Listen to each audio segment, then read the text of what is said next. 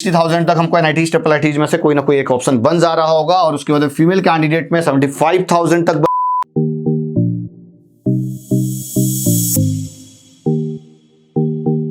Hello everyone, तो यार जोसा का राउंड 1 का काउंसलिंग का जो रिजल्ट था वो आउट हो चुका है, लेकिन अब जो राउंड 2 का रिजल्ट है कहीं ना कहीं हम उसका वेट कर रहे हैं। अब जिनकी अलॉटमेंट आ गई है उनके साथ तो कोई प्रॉब्लम नहीं है, वो अपना फ्लोट कर ले रहे हैं, नेक्स्ट राउंड में चले जा रहे हैं और जो भी फॉर्मेलिटीज है उसको अपनी पूरी कर रहे हैं। तो लेकिन अभी तक जो सबसे प्रॉब्लम वाली चीज है यार, जोसा का जो कट ऑफ आ जाना चाहिए था राउंड 1 का, वो अभी तक नहीं आया। जो मेरा एक्सपेक्टेशन है या जो मैंने थोड़ा सा जो कैंडिडेट्स की अलॉटिंग की हुई थी उनकी कहीं ना कहीं लास्ट ईयर के राउंड 1 के बिहाफ में ही थोड़ा सा मतलब 250-300 रैंक अंदर प्लस माइनस ही फ्लक्चुएट किया हुआ है। बहुत ज़्यादा फ्लक्चुएशन नहीं देखने को मिला है टॉप वाले कॉलेज में भी, और मैं बोलूँगा एट एन एवरेज जो कॉलेज भी हैं उनमें भी। लेकिन इस वीडियो में हम लोग बात करने वाले हैं उन स्टूडेंट्स की जिनकी अलॉटमेंट नहीं आई है या जिनकी रैंक ज़्यादा है, जिनकी 50,000 रैंक से ज़्यादा है, या जिनकी 50,000 में से जनरल, ईडब्ल्यूएस और ओबीसी की, और जो एससी और एसटी हैं उनकी अगर 1.5 लाख रैंक से ज़्यादा है तो अभी तक उनको अलॉटमेंट नहीं देखने को मिली है। तो कितने रैंक तक हमको जोसा में अलॉटमेंट मिलने वाली है और उसके बाद में कितने रैंक तक हमको सीएसएबी काउंसलिंग में अपनी रैंक को एक परफेक्ट वे में यूटिलाइज करना है, वो वाली बात करेंगे। तो यहां पर अगर जो करंटली शेड्यूल है, जोसा का जो राउंड 1 का रिजल्ट था वो 27 अक्टूबर को आ गया था। 3 डेज हमको रिपोर्टिंग वाला प्रोसेस दिया गया था, अभी भी चल रहा है। आज 29 एंड देन 30 अक्टूबर तक दे रखा गया है। आप शेड्यूल अगर आप चाहें तो एक बार देख सकते हैं। शेड्यूल आप यहां पर देखो 27 अक्टूबर तक इन्होंने दे रखा है। उसके बाद में जो सेकंड राउंड के अलॉटमेंट है वो 1 नवंबर को है। उसके बाद में जो थर्ड राउंड के अलॉटमेंट है वो 6 नवंबर को है। तो बीच में जो भी प्रोसेस है, जो भी फॉर्मेलिटीज हैं वो आपको कंप्लीट करते रहना है, लेकिन जिसकी अलॉटमेंट नहीं आ रही उसकी बात करेंगे।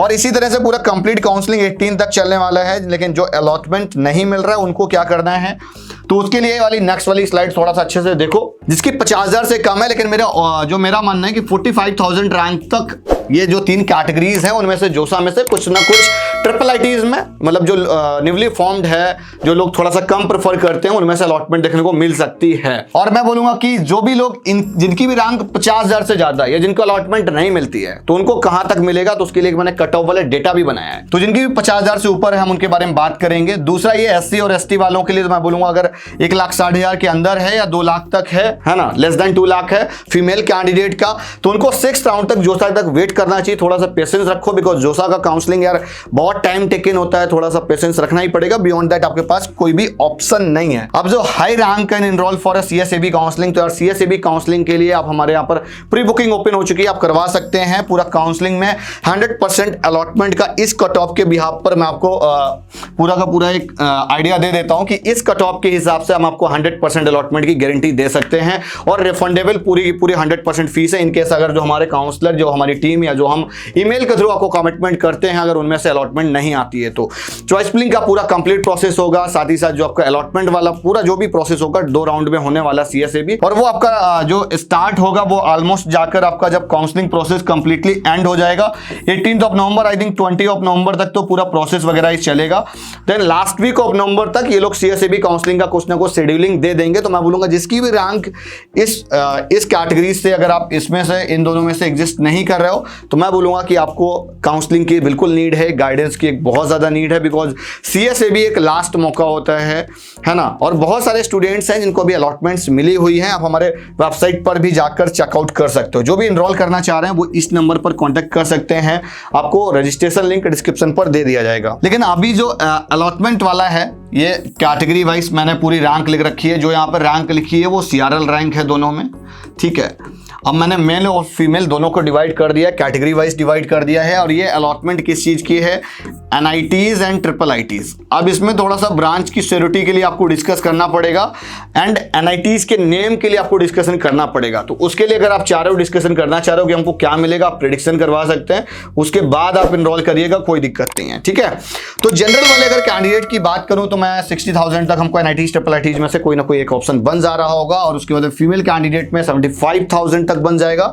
EWS में 65,000 तक बन पा रहा होगा हमारे लिए ऑप्शंस अगर आपने अच्छे से चॉइस फिलिंग करी तो, और 80,000 तक हमारा फीमेल कैंडिडेट के लिए मिल रहा होगा। थोड़ा सा ये मैटर करता है कि आपका होम स्टेट कौन सा है। अगर आपका होम स्टेट कोई सब्स्टिट्यूट वाला होगा, मतलब इन सेंस की जैसे कि थोड़ा सा कम डिमांडिंग हो, उत्तराखंड हो गया, श्रीनगर हो गया, पौंडीचेरी हो गया, मतलब रेयर कॉम्पिटिटिव अगर स्टेट होगा तो उस केस में आपकी रैंक के फ्लक्चुएट भी कर सकती हैं। मैंने एज एन जनरल बात की हुई है थोड़ा सा, है ना। जो कॉमन स्टेट अपना यूपी हो गया, भोपाल हो गया, मतलब एमपी हो गया, या जो नियर अबाउट जो नॉर्थ इंडिया के स्टेट्स हैं उनकी बात कर रहा हूं। और यहाँ पर थोड़ा सा नॉर्थ ईस्ट को छोड़ के ओवरऑल आप ऐसे समझ सकते हो। और ओबीसी के लिए 70,000 तक मतलब NITs और ट्रिपल में से ऑप्शंस बन सकते हैं। लास्ट ईयर भी बने हुए थे, इस बार भी बनेंगे अगर आपने अच्छे से चॉइस फिलिंग करी तो। मैं बोलूंगा टॉप प्राइवेट कॉलेज लेने से बेटर है कि आप कोई ट्रिपल ITs ऑप्ट कर लो, मतलब एट एन एवरेज वाला, वो ज्यादा आपके लिए बेनिफिशियल रहेगा। बिकॉज जब आपकी प्लेसमेंट होगी तब उसकी एवरेज प्लेसमेंट और इंक्रीज करने वाली है। बिकॉज उन ट्रिपल ITs की अभी भी एवरेज प्लेसमेंट मैं 7 to 8 भी अगर लेकर चलूं, 7 से 8 लाख की एवरेज प्लेसमेंट, तो देन आगे और ज्यादा होने वाली है यार। कहीं ना कहीं आप इस पे इन्वेस्टमेंट कर रहे हो, नो प्रॉब्लम। ट्रिपल वाले ट्रिपल ITs आपको मिलेंगे, पब्लिक प्राइवेट पार्टनरशिप वाले।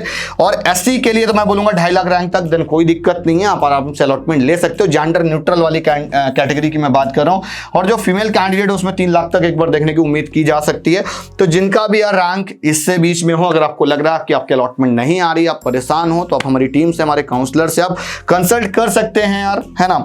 ST के लिए 3 लाख रैंक तक, और देन फीमेल है तो देन 4 लाख रैंक तक हम उसको कुछ ना कुछ ऑप्शंस कंसल्ट कर सकते हैं, सजेस्ट कर सकते हैं। 50 सीट का यार अभी मैंने सिर्फ यहाँ पे निकाला हुआ है, बियॉन्ड दैट हम 50 से ज्यादा नहीं करेंगे।